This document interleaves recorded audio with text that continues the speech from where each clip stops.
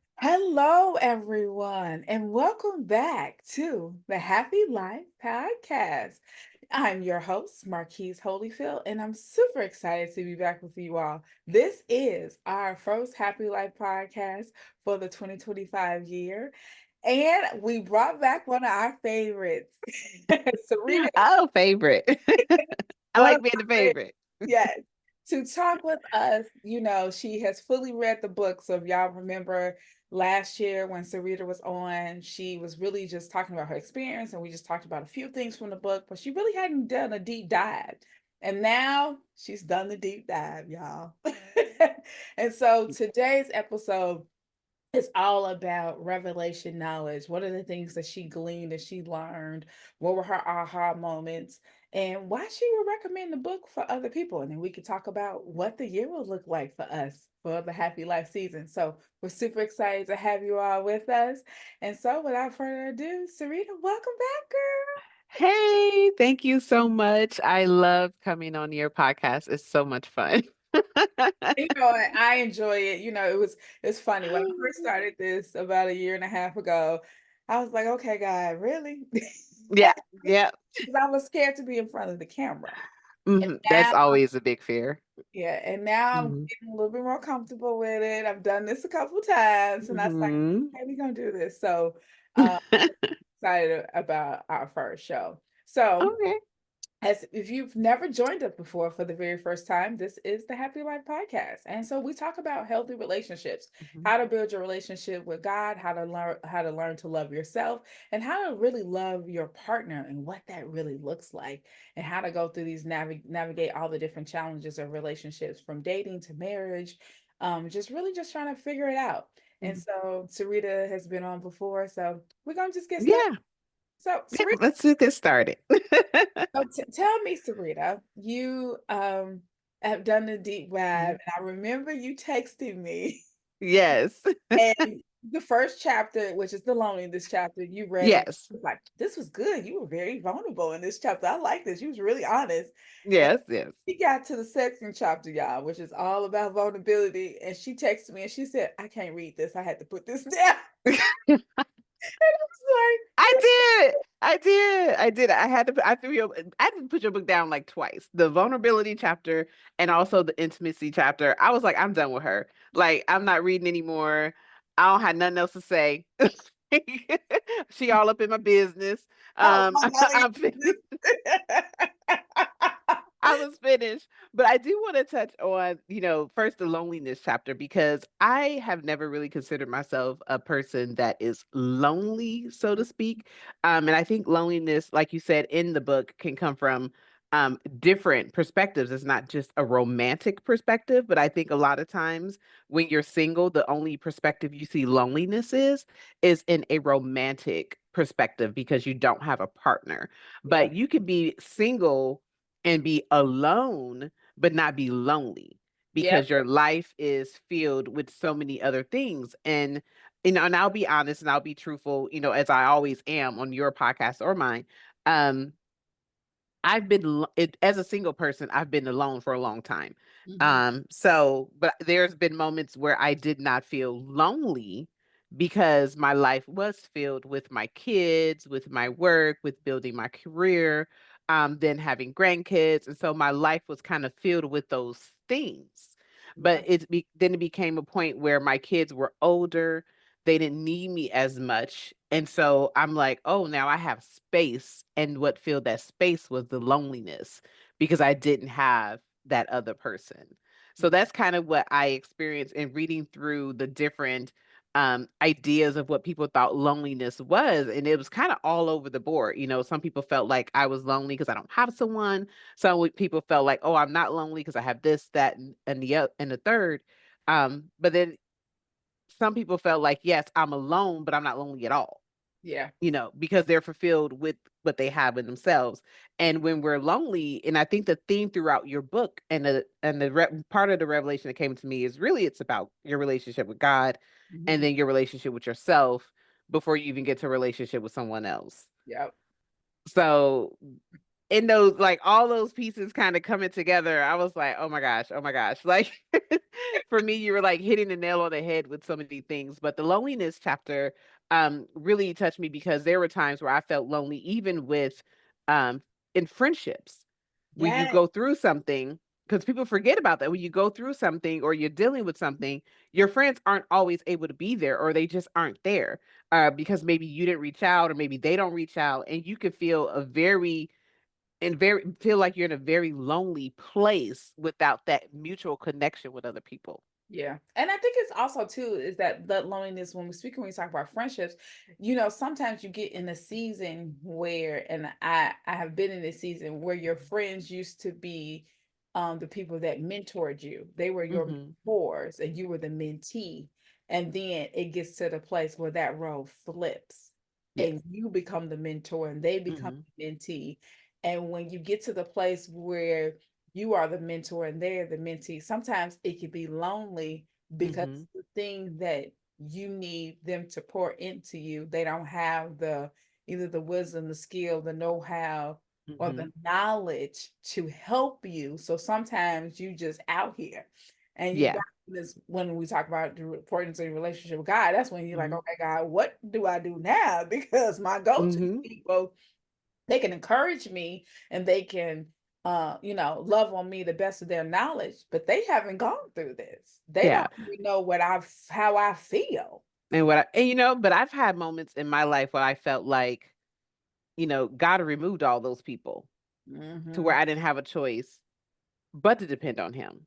I didn't have a choice but to get through it with only him.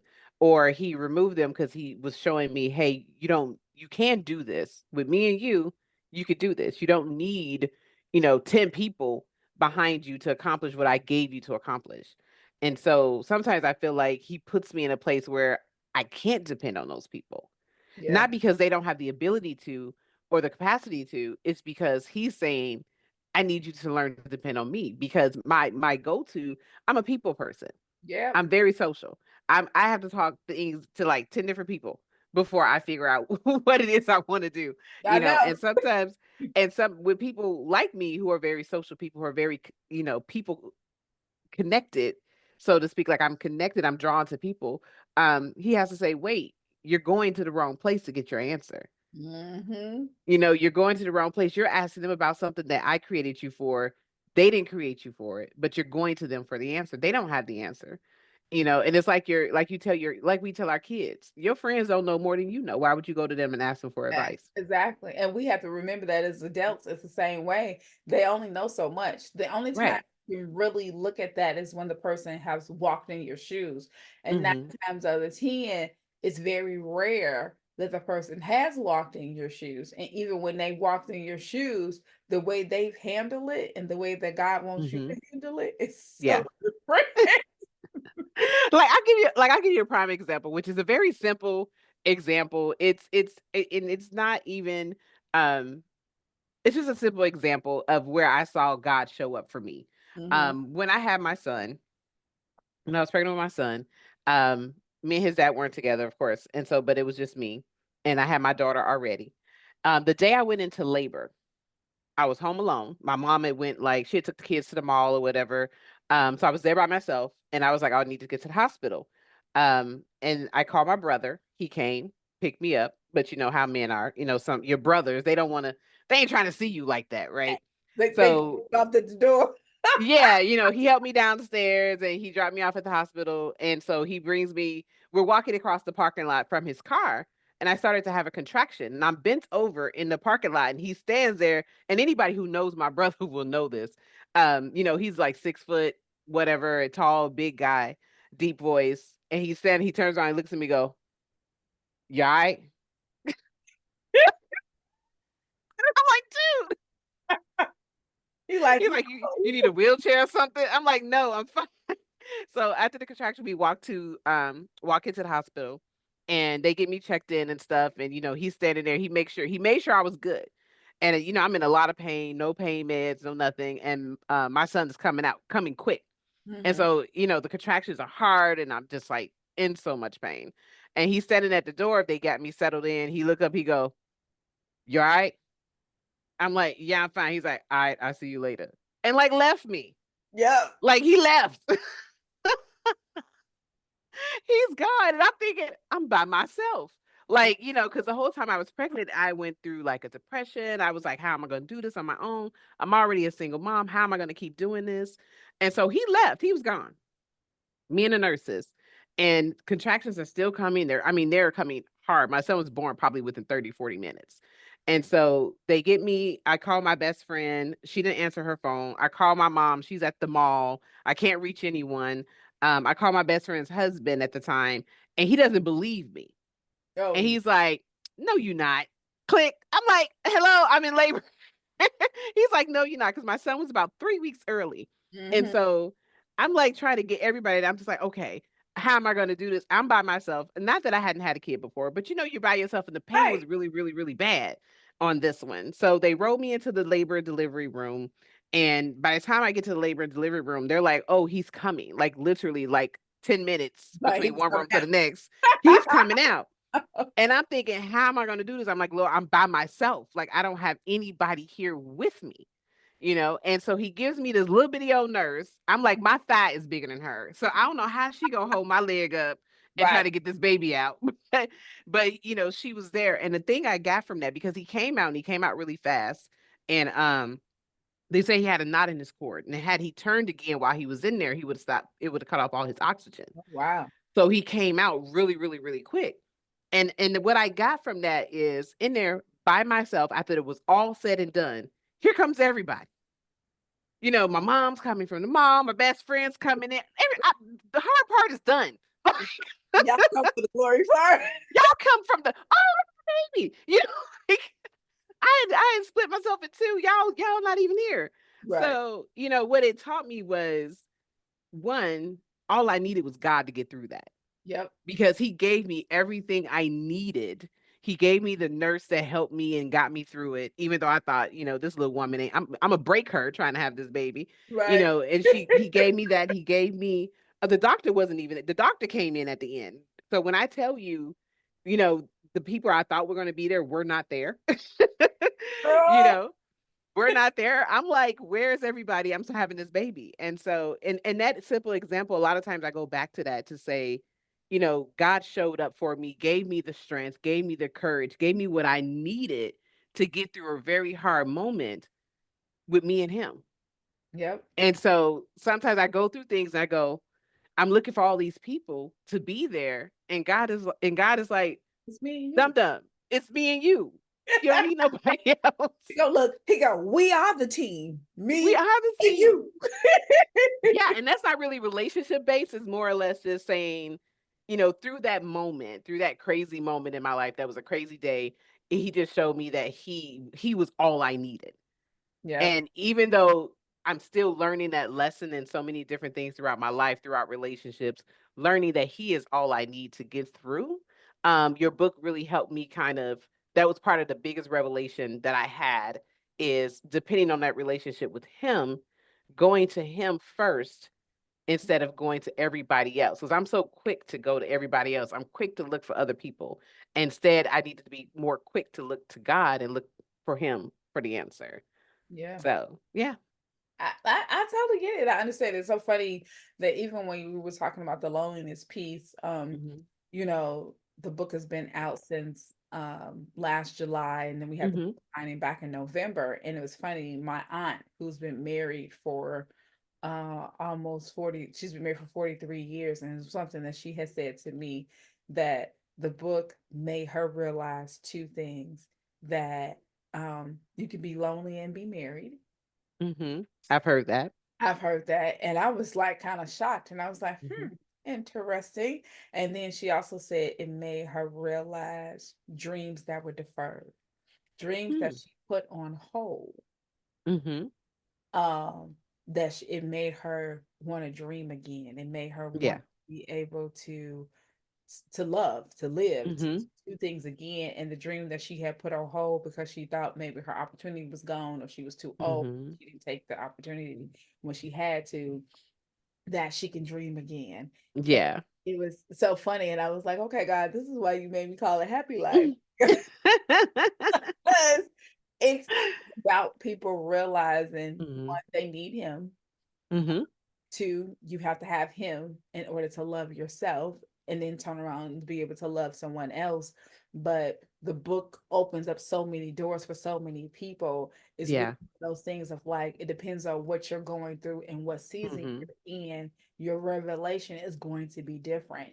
And it was funny Mhm. when I originally wrote the book, I was like, oh, this is for people who are in relationships or who want to be married Mhm. and so forth. And as I've had people who are in relationships and people who are married who have read the book, so many Yeah. people have come back to me and was like, "Oh my God, this chapter touched me." Um, I remember the husband and wife team that reading needing to read the intimacy chapter. Mhm. It said it changed intimacy for both of them. Yeah. Wow. Because because I went into it thinking, let me figure out how to be happy in a relationship. Mm-hmm. Now I'm single. I'm not in a relationship. I haven't been in the past couple years. I have not been in a relationship. More of the dating scene, not so much as in a committed relationship. Mm-hmm. But I went into it going, okay, let me figure out how to be happy so I could be happy in a relationship.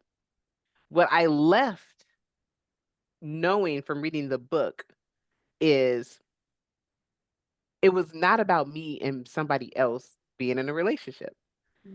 For me, the book really is about me and my relationship with God. Mm-hmm. That is where my happy life stems from because I can't find happiness with someone else if I don't have happiness with myself and Yep. if I'm not happy in my relationship with God. And if I'm made in his image and I'm not happy with the image, Come on how can now. I be happy with him? That part. So how can I be happy? How can I say, "Oh, I'm happy with God," but then I hate what he created? And Mm-hmm. he created me. So if I'm not happy with me, how can I say I'm happy with him? And then that's just my revelation for me. Somebody else may feel completely different and have a completely different opinion. Because I will be the first one to tell you, I am not a relationship expert. I have no relationship advice to give you. I can't. I'm still trying to figure it out.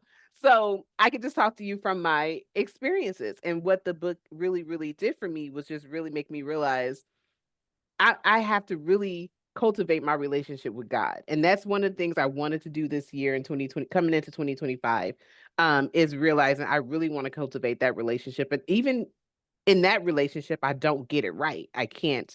And I don't think there's a wrong way to do it, so to speak, Oh, but I still haven't made it my priority. yep.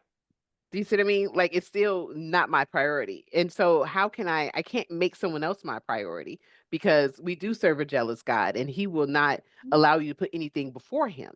So Nope. if I don't put him first, then how am I going to have somebody how is he going to allow someone else to come into my life? Because the minute that person comes in, I'm going to leave him to go to them. And Exactly. he's saying, I need you to stay with me so that I can get all that I can get out of you that I put into you. Exactly. So And I I can't get it. and I think the key piece, and one of the things I've learned as I was writing the book, but as I've read it more and more, as Mhm. books, readings, and so forth, and going back and reading what you wrote and being, I've had aha moments, and I wrote the Yeah. book. But I think one of the things is understanding that being in a relationship, a romantic relationship that leads to marriage, is about ministry. Mm, Marriage is a ministry. And I mhm, think the one thing that God has helped me to realize and understand that it's about serving. How do you serve the person that you are in relationship with, and how right. are they serving you? That's why Mhm, I always kept calling it a partnership. I want a partnership. I want a mhm, partnership. I want a partnership. And people never really understood what I meant when I said that. And God gave me the aha moment to say, I need you to be in a place where you can serve each other, because if you mhm, learn how to serve each other, you will come together, walk together, and put me in the center and serve mhm. me together. Right. And it was one of those things where I always kept saying, you want to be have a healthy relationship where, and then you also want your marriage and relationship to be this ministry, because you want hell to be nervous that y'all together. Yeah. You know, you want to be able to break. those generational curses. You Mhm. want to be able to break things off your bloodline that you Mhm. didn't realize was part of your bloodline until you start getting a relationship. Because the other thing that I learned writing this book and the thing that God gave me revelation about, and then being in my own relationship is that when you get married and when you get with the person, when you're in a committed relationship and you're with the person that God ordained you to be with, Mhm. God is going to reveal everything that is broken on the inside of you, every issue, every problem, everything. And if you have not taken that moment to Mhm. figure out who you are and figure out who you are in the Lord, you finna go through a world of struggle. And the right one won't leave. That part. The right one will not be afraid of your scars.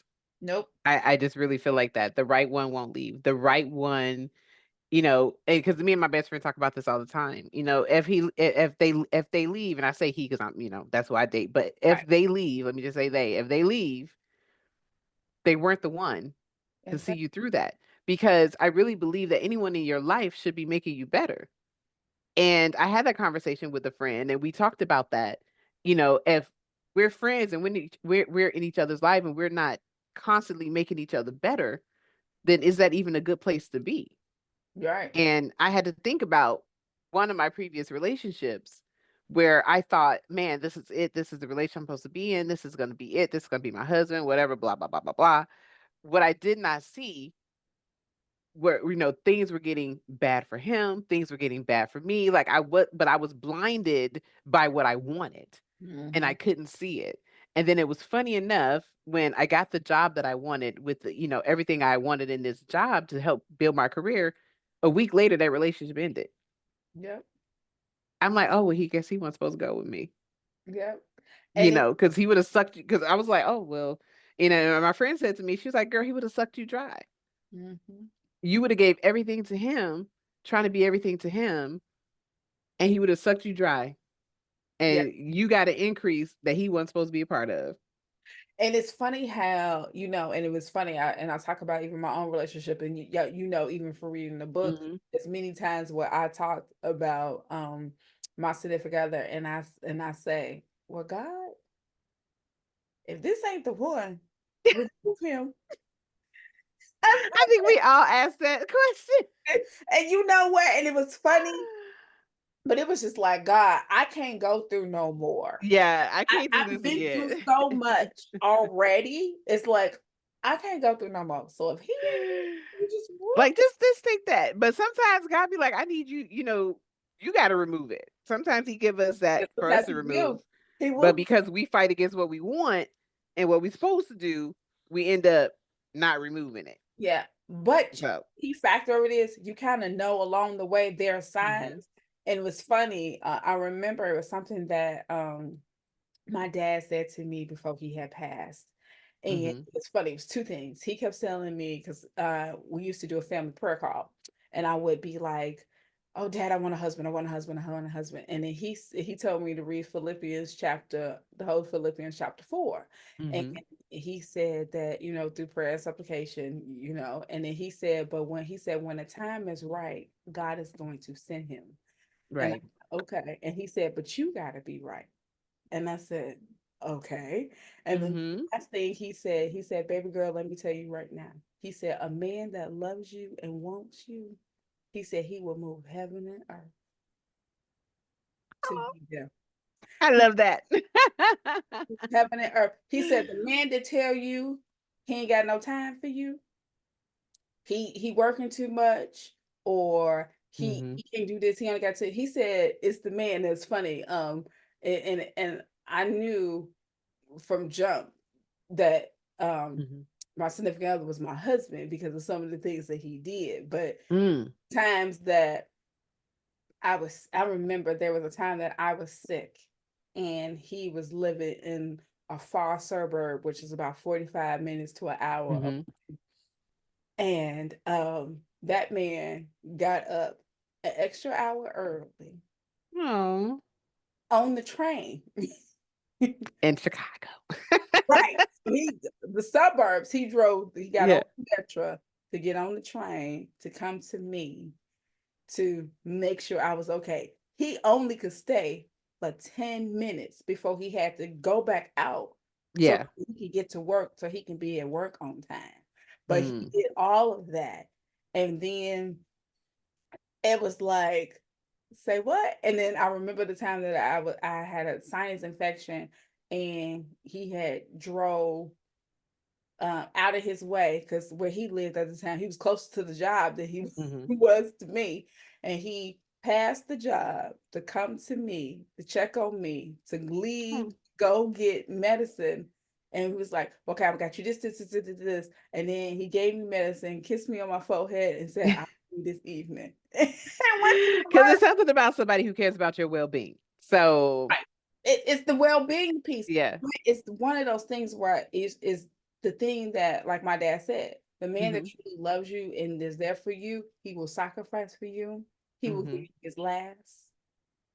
I'll like his Yeah. last, and sometimes almost go into debt Yeah. for you. We don't want that, but yeah. You Yeah. don't want Yeah. that, Mhm. but but he's going to But sacrifice. yeah, Look, that's the point. They're he's going to going to sacrifice make for you. sacrifices for you, Mhm. whether it's time, whether it's money, whether it's we say treasures, whether it's intellect, they're going to be totally invested. And it's one of Mhm. those things that those are the characteristics that we talk about and I talk about in the book and so forth, the Mhm. things to look for in making sure that you know who you with, but you have to Right. also know what you want. Yeah. And let me go. Okay. So, I was reading this Hmm. and and there was a piece in here. Who wrote it? Which one you where you at? I am on vulnerability. Okay. And it said, I describe vulnerability as a place where we open our hearts, minds, and bodies to other. We Hmm. risk being hurt, rejected, and misunderstood, but it Mm. also encourages us to open ourselves up to others in the most intimate way. We are letting our guard down and believing that we can trust the people around us to keep our secrets. We can pour out our heart and our feelings and feel safe that our greatness and dark moments in life are safe with them. And risk being hurt and rejected was the biggest part for me because I try to be a positive person, but there's a piece of me, and I think you even talked about this. It's in here. I can't remember where it was, but I, as a protection mechanism, I prepare for the rejection. So Hmm. it's almost like I don't want to be too vulnerable because I know you're going to leave anyway. Yep. I'm just waiting for the other shoe to drop. I'm waiting for you to bounce. So I am not going to open myself all the way up. But then reading this, it made me feel like, how can I truly say I want a relationship if I'm not truly willing to completely open myself up to someone and allow myself to be completely honest and completely um, raw, so to speak, with Mhm. my emotions and my feelings. And that's when I was like, I'm tired of her book. That's what she's ready to put it down, y'all. I put it down. I said, I'm done. I She ain't said, reading no I'm more. not reading no more. I ain't reading no more. I ain't got nothing to say to her. And so, so I was like, okay. And so now now that's the challenge to me. How can I be vulnerable with someone else? But honestly, again, I really felt like your book was just taking me back to God, not just preparing me for a relationship, but more or less taking me back to God and being happy in my relationship with Him. Because God knows our innermost thoughts, Yes, he does. but we still have to go to Him and be vulnerable in our moments and talk to Him about what we're feeling, what we're going through. My relationship with God, I feel, was always at the strongest when I talked to Him Hmm. like my friend. Like I would talk to one of my friends. Like I would talk to whoever I'm with. I talk to him in that same mannerism, and not in a disrespectful way or in a way that brings him to my level, but in a way that I was able to just open myself up and really tell him what I'm feeling Yeah. and really saying, okay, Lord, this truly hurts. This truly is making me sad. And I'm crying to him like I just can't, like it just really hurts. And whatever that was I was going through at the time, or whatever I was feeling at the time, whether it was about a person or about myself, or, about a situation, just being completely vulnerable with God and opening myself up to him and saying, Lord, I don't know why this is happening to me. I don't want it to happen to me, but and it's hurting me. Yep. Like just being honest. And I think that vulnerability piece, if we can do it with, if we think we can do it with other people, we should definitely be able to do it with God who already knows. Exactly. When you don't already know. He already knows. He already knows your innermost thoughts, your innermost feelings. So it just kept, the book kept bringing me back to that relationship, not more so than a relationship with another person. Yeah. But Yeah. yeah, that rejection, being open to rejection, being open to being hurt Yeah. Because it's was very difficult. it's the foundational pieces. Hmm. People are out here right now daily looking for love and want to be loved, but don't Oh understand, yeah. don't have the foundational pieces of love of God Hmm. and a relationship with God, that you won't be able to be successful in a relationship with somebody else. And Hmm. you'll see too, because I even talk about not just romantic relationships, but it's any relationships with your mother, relationships with your sisters, relationships with your friends, relationships with your co-workers, if you Hmm. supervisor, relationships with your employees. It's so many things that you don't realize that God is really preparing you and showing you how to walk Hmm. this happy life journey of that Right. understanding, like being vulnerable, being able to listen, being able to, one of my favorite things is said, talk about how, we do the check-ins, but Hmm. how often do you do that check-in with the Lord and to be like, okay, God, now how we doing this week? Hmm. What's Like how going you checking in? How am I doing? What am I doing this week? well, What's right. happening this What I week? need to work on. But if you have a relationship with him, Hmm. he's showing you, it's through if you do devotionals, if you are in a Hmm. small group, or sometimes it's situations that you in that God is already telling you what it is that you need to Hmm. work on. You didn't pray to say, God, what will fix me, God, whatever you want me to do, and God telling you what to do, and you like, I don't want to do that. Right. Because he's gonna bring situations. Because I told you on the last time we talked, I said one of the things, I changed my prayer. I went from praying, Lord, prepare this person to be with me, prepare my husband, bring him whatever, blah, blah, blah, to make me ready, prepare me, get me ready, show me what I need to work on for myself. Because I think as women, we're so used to being used to having the man come save us, or the man come and what he has to do to make, to be ready for me. Like even you said, well, he's serving me, and what he has, well, what are we doing? Yep. What are you doing for yourself? You're saying you want a relationship. You're saying you want to be married. You're saying that you want to, be somewhere. What are you doing to get you there? What are you doing to prepare yourself?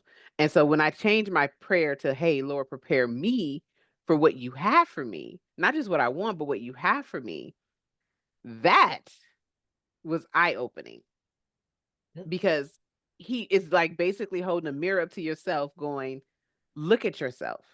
And a lot of us don't want to look at ourselves. We rather look at what's wrong with the other person, and Yep.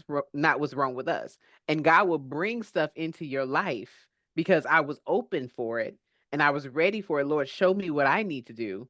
And he started showing me things. And I was like, oh, I Yeah. can't have an attitude.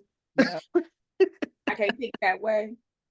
I can't be the center of attention. Like I'm not, the world doesn't revolve around me. Like, what do you mean? So does it, like what's happening here? Like I gotta fix my finances. They can't fix it for me. Exactly. I The best part, you need to have some Mhm. boundaries in your relationships with other people that will affect the Yes. relationship that you currently want. Yes, setting them boundaries, setting that line of where, people don't cross, because a lot of people think that, oh, I and sometimes you got to shut your mouth. That That's too. that's the biggest thing. One of the biggest things I've learned is just shut up. Like seriously, like you don't have to ask everyone's opinion, because I'm a talker and because I like to go and get other people's opinions. Sometimes I feel like I just need to shut up, because one, that person is not you. Hmm. Two, and if you're going to ask about whoever it is you're with, whoever it is you're dating, what they're willing to put up with, and I hate to say it like that. Let me find a better way. What they're willing to deal with, Mhm. what someone else is willing to settle for, what someone else is, capable of handling, does not mean that's what you're capable of handling, Exactly. I or vice versa. Vice versa. And what Mhm. I've learned too is called what that's why I say relationships is about ministry, is about Mhm. serving, because the way you need to serve may not be the way the other person needs to serve. And that Right. is because my best friends have said that to me in my own relationship, and they was like, "Girl, I want to da." And I'm like, and then Yeah. but I heard the Holy Spirit tell me, but you not them. Right. And what I called you to do is not what I called them to do. And it Mhm. made me remember because it's something that God has asked me to do in my relationship. And I see God doing it as I was obedient. And Mm. it's like God said, I called you to be an intercessor. I called you to be a prayer warrior. I called Mhm. you to pray. And prayer is going to be the thing that's going to deliver the thing. And he said, I want you to understand I'm never going to give you the things, and this is for everybody in every relationship. If you're looking for God to give you the person that's going to come with no flaws, no issues, no nothing, they're going to be perfect wrapped up in the bow, and He going to put it Mhm. right in the beautiful box at your door, it's not going to happen. Mhm. It is not I being delivered by Amazon. no, they're not being delivered by anyone. And God says that every person that I ordained the people to be with, to be in Mhm. marriage with, and relationship with, you are going to go through, you're going to be tested, you're going to see, they're going to challenge you, they're going to motivate Mhm. you. That's how you know that I sent them. Because when I Yeah. put them, you're going to be able to go through challenges and you're not going to react the way that you've reacted in the past. In the past, Mhm. you was the pop off girl, or you was the petty girl, Mhm. you was the petty guy, or you was the, well, I'm gonna get them back. You the Yeah. revengeful person, and then you all of a sudden be like, oh God, okay, give him Mm. grace, God. Da, da, da, da, da. Yeah. Then you need to pause and look like, because sometimes you're gonna be looking at yourself. Now I know I won't. You got friends that's petty Mhm. spaghetti. They want to be Mhm. petty, petty, petty, petty, petty, petty. Because I got girlfriends that just like, girl, I'd have just did such and such, Yeah. and that's like, yeah, but that I ain't me. know. That ain't Mm-mm. what that ain't what God ain't told. God, when God started telling you to pray for Mhm. people around you that's causing the issue in the Yeah. situation, Yeah. you be like, but it's what God called you to do. And I think it's important for us to stand and realize that. That's why I say Mhm. relationships in marriage is a ministry. You're ministering. They're supposed to challenge you and push you to grow. And Yes. it was something that I learned after I had wrote the book was the key factor is that if there's no rub there, if that person is not challenging you, if they're not motivating Mhm. move in a different way, then that's not the relationship for you. Because in that ministry, you're supposed to rub them in a way that makes them activate, and they're supposed Mhm. to rub you in a way that makes you activate, not Yes. bad. So Right, you're supposed to get better. you're supposed to get Your back. life is supposed to be better. Your Your life life is supposed is to be better. your perspective is better. You have to think about Mhm. it. So some people walk into relationships and you don't realize that the person has anxiety or the person is depressed. Mhm. The person has low self-esteem, or the person is trying to figure out, why do I have all these different challenges? Yeah. What am I going through? And God is going to help you to intercede on their behalf, but in a different Mhm. way. And the one thing those of you who like me that like to fix and solve, when God tells Yes. you hold your hands, Hold your hold hands. your hands is that you can't fix it, you can't Mhm. solve it, that your fixing and solving is through prayer and through fasting. I'm just telling you, be ready Mhm. to do what he told you to do. Because if you try to do anything else, it ain't gonna work. Yeah. Or be quiet. Or be quiet. Because sometimes, okay, because I'm a little bit of a passive aggressive sometimes, and Mhm. I know that I have I'll say something, and whatever that relationship is, it'll be done. It'll be over quick, fast, in a hurry because I will say something I know will put a nail in it.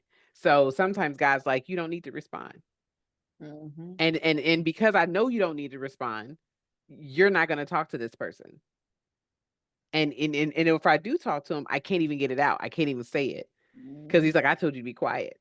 Your You mouth. let it. This is not worth the fight that it's going to bring. So I've learned to pick my battles Mhm. because it's not worth the fight. It's not worth the argument that it's going to bring because it's not important enough. Mhm. It's not important enough. And so I have to let it go. So I'm learning to let some of that go. And that's really learning myself and learning how to hear God and how to really lean on him and move when he tells me to move and sit still when he tells me to sit still. Yeah. And so your book, I mean, like even with the intimacy. Yeah, that one was a pistol, y'all. Yes. Okay. I have a couple things circled. Um I underlined it. Let me see. We talked about, being open, loving ourselves, blah, blah, blah. But you said, and then we talked about this self-sabotaging thing, Mhm.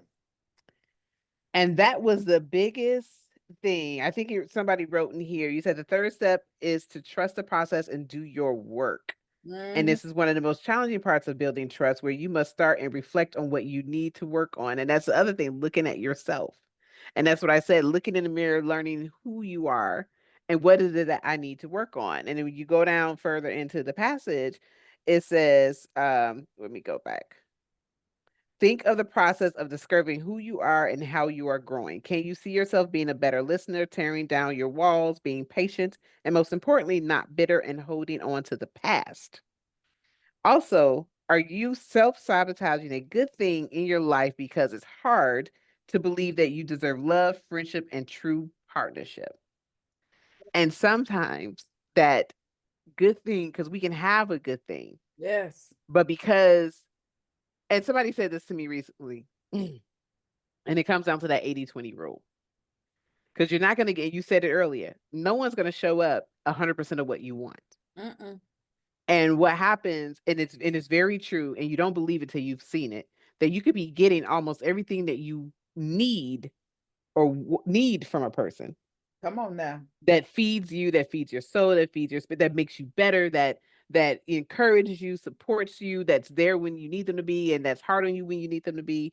But because you want something that you're not getting, that want stands out Mm. above your needs, and you are ready to blow it up because you're not getting something you want, instead of saying, okay, let me fix me.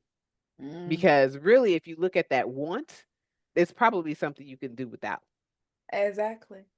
but you It can't do without what you need. need. And that's the thing. Hmm. This what I've learned, and even as I was writing this. So, as you all, most of you all know that has been part of the podcast with us for the longest. Understanding that I wrote this from my own experiences. So when I talk about the loneliness season, the vulnerability, the intimate season, and the building trust season, I had to walk Hmm. through every last one of these steps to be able to give you all the Yeah. steps. And I give my antidote, I give other people's antidotes, but I had to give my own antidote of like, Hmm. this was hard. And I Yeah, think, it is. It takes a lot of work, and it really, I mean, a lot of it made me, like I told you, like I had to put it down a couple times and go, I don't want to think about that, because I wasn't ready to face the things that I needed to face about myself. And what the book, and why I recommend the book, is because I think that it really does challenge you to look at yourself, to look at who you are. And a lot of times we kind of try to display who we want to be, mm-hmm, but let's really look at who you are and really be honest about who you are so that you can fix it, instead of just going along and sweeping it under the rug, covering it up, thinking you're going to be okay. Because at some point, it's if you gonna just throw a band-aid on it and you don't let it heal, something's going to come along and rip that band-aid off. And then you're going to have to deal with the sore. exactly. And the key factor, and that's the thing that I keep telling people about the healing process. You need to go through your Mhm. healing process, and you need to allow God to be able to heal you, and you be prepared. But also, you also have to be ready for the challenges, because I'll give a good example. God is so funny that Mhm. He will allow you to go through that thing first. And depending on how he has given you your partner and where you and your partner is in a relationship, one of y'all gonna go through that thing first, and the other one gonna have Mhm. to turn around and go through that same thing. So if Mhm. you've gone through it, learned the Right. lessons, got the healing, went through the process, and ready to prepare for it. So when Mhm. they get ready to go through it, you're the example of showing them how to walk this walk. And the crazy part, me and my partner had to deal with that in a couple ways, and very Mhm. recently we had to deal with it because we were both married before for a very long time, and we got divorced. And one of us at the end of last year, I lost my former mother-in-law, and then he lost his former father-in-law, Oh, and wow. we both had within 30 days of each other. Mhm. I had to go through that thing first, but I remember them saying to me how it was the way I walked through it and the way I handled it helped to encourage, motivate, Mhm. and push them to get through it and understand that they can go through this healing process, Mhm. that they could grieve. Yeah. And but it's again, like I said, the person that God give you is going Mhm. to help you to grow. But it was Mhm. what he didn't realize, but it was his support, it was his encouragement to allow me to have the moments of being Yes. sad, of feeling like I don't know what my place is, of questioning, should I go? Should I do this? How do I, Mhm. how do I walk this journey? It was allowing him allowing me to be me, to walk through my thing and support me the best way he knew how. But when it was his turn, Mhm. not only had the skills and the knowledge to be able to go through it his way, but he knew that I was going to be that confidant that he could Mhm. come back and talk about all the things that he needed. But it was funny because God also brought up in both of us some things Mhm. that had not healed yet. Yes. We were both able to talk about it with each other and be like, oh, oh, you feel Mhm. that way too? I that way. I thought you was over that. And I was like, Yeah. what? I Mhm. am, but Yeah, but there's layers to healing and being right. being a single person. I'm not in a relationship. So I feel like for me it was is more about learning really about me through Mm, this book. Learning about who I am and being real about who I am and really recognizing some things about me. And I think God puts people in your life to help show you those things yep. when you don't have a partner. So you'll get people in your life to kind of, show you this is who you are. They kind of almost like holding up a mirror to your face that you don't want to look at. They're showing you, he'll put situations in front of you to kind of bring out in you maybe something you need to correct, something you need to work on, something you need to heal from. Because I just said to someone, I was like, one of the hardest things for me to deal with was growing up knowing that my father chose to leave for Mhm, whatever reason. And it was the basis of a lot of the reasons that my relationships failed, or because I wasn't healed from that. So mhm, it gave me abandonment issues. And I'm still healing and I just realized this thought because I thought I was okay. I thought I had kind of buried it. I kind of had some closure and I was okay until something came up that said you're not all the way okay yet. And I don't know that I ever will be 100% like, over it or whatever you have to be to not have those issues. But I feel like whatever the situation was, it just showed me that hey, you still have some healing to do because you're still not trusting. You're still not trusting what somebody says. You're still not trusting the process. You're still questioning. You're still preparing for the worst. Instead of looking for a positive spin on it, you're pulling out everything negative because I'm in my way of protecting my heart is to be, oh well, you're gonna leave anyway. mhm. Oh well, And you're not gonna choose me anyway. So, right. you know, And I think that's key. And but when you've gone through the steps of understanding your loneliness, which hmm is I call the preparation season, when hmm you go through the place of vulnerability, when you're opening yourself up and developing that intimacy, and every time, I talk about this in the book, everybody think intimacy is sex. Sex is just the icing mm on the cake. We need the eggs, the flour, the milk, the sugar, and I love some cake. you know, flavoring, whatever, all these other pieces, Yes. mix all that stuff up hmm first. Sex is just Yes, a whole lot to it. So you need those other pieces, the spiritual piece, the emotional piece, the mental pieces. And we talk Mhm. about what all those different things is when you open up more and more about yourself to have that, to get to the place of trust. And I remember that you will have conversations with your when you get to this place, when you get to the place where you're building the trust and Mhm. you're letting your past be your past, is you're going to be able to get to the place where you can stand in front of your partner and say, I know that you're scared. I Mhm. have the same fear that you have. I have a fear that you're going to just walk out the day and just leave me because one day you're just not going to want to do this anymore. Mhm. And so if I have this fear and I know you have this fear, how do we work together for both of us to not allow our fears to take over? That, Right. but you have to go through all the other steps to get to the Mhm. place to be that honest with the person to say the residuals from the past, yeah, we've healed from some Yeah. stuff, but there's some things that is like, yeah, every once in a while you're gonna have to be like, no, I'm kicking that thought out. No, Mhm. no, that's And you won't know until something comes up that's gonna bring it out in you. You right. know, you don't know until something comes up, it's gonna bring it out in you. But like I said, my biggest revelation from the book was really just sending me back to my relationship with God more Mhm. than anything else. Being vulnerable with Him, being intimate with Him, spending that time with Him, to get to know who He is and how He created me, and getting to understand how to love and cherish myself more than anything else because I can't be happy with someone else if I'm not already happy. Yep. Somebody else is not going to create your happiness. No, they just enhance it. And and that's Mhm. the piece, as Sarita and I get ready to kind of close it up, I Mhm. just, want you all to realize and understand that happiness is situational. You want to have joy, but Mhm. to really have a happy life is to have a foundational relationship with God, to love yourself, to be open and ready to allow someone to come in Mhm.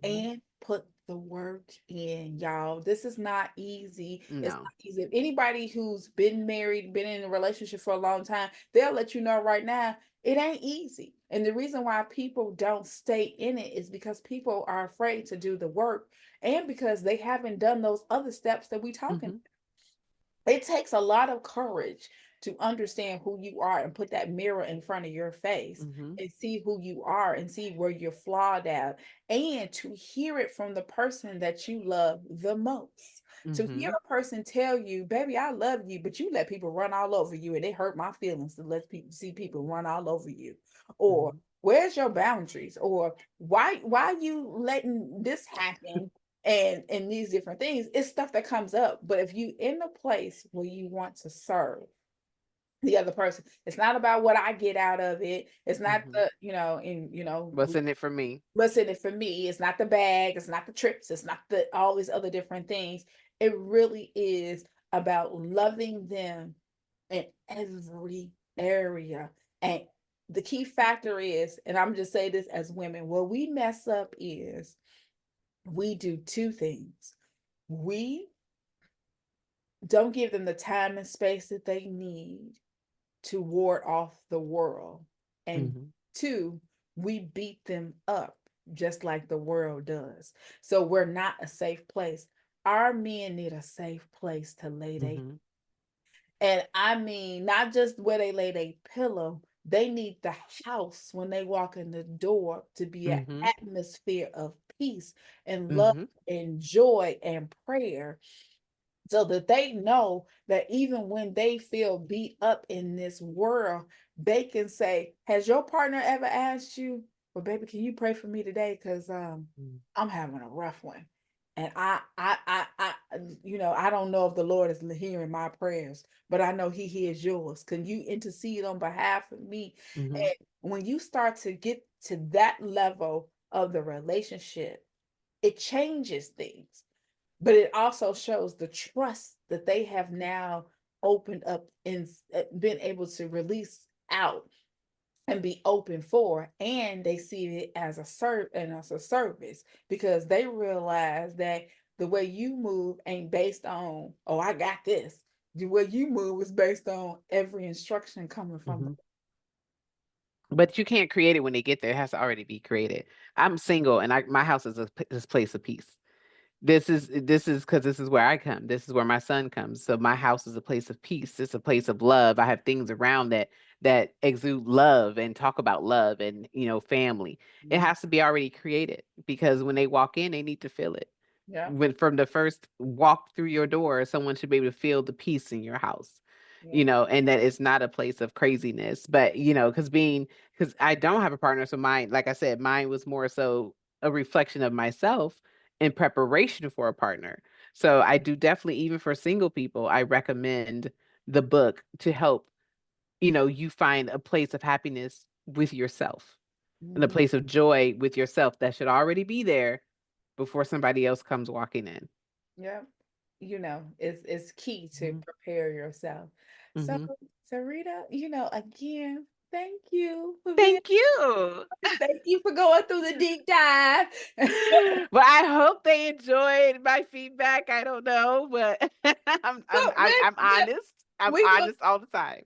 yes, I know. And we'll definitely invite you back because I plan to do some more deep dives and break it Good. into it and so forth. Mhm. And Happy Life will, like we said, we will focus on relationships and all different type of relationships because we're gonna start to talk about and bring forth Mhm. not just the romantic relationships, but we're gonna start talking about those familiar relationships, those with Mhm. the daughters and relationships, children relationships, and so forth, because we have to be able to tackle our past for us to Yes. be able to move forward and kind of talk through where those things have been roots to prevent us from being able to have the things that the happy life talks about.